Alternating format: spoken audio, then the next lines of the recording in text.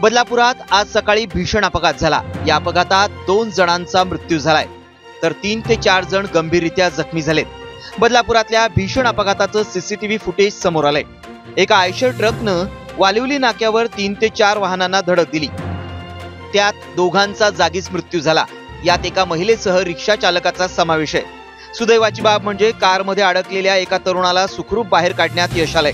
हा तरुण जिमला जाण्यासाठी निघाला होता। त्याच वेळी वालिवलीकडून एरंजाडच्या दिशेनं भरधाव वेगात निघालेल्या ट्रकनं 3 ते 4 वाहनांना धडक दिली। त्यानंतर हा ट्रक एका 4 चाकीवर धडकला। अपघातानंतर ट्रक चालकानं घटनास्थळावरून पळ काढलाय। पोलीस या प्रकरणाचा पुढील तपास करतायत।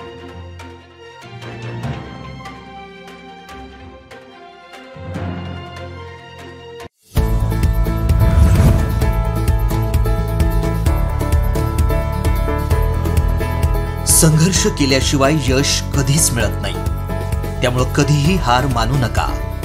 बातमी म्हणजेच एकमत न्यूज।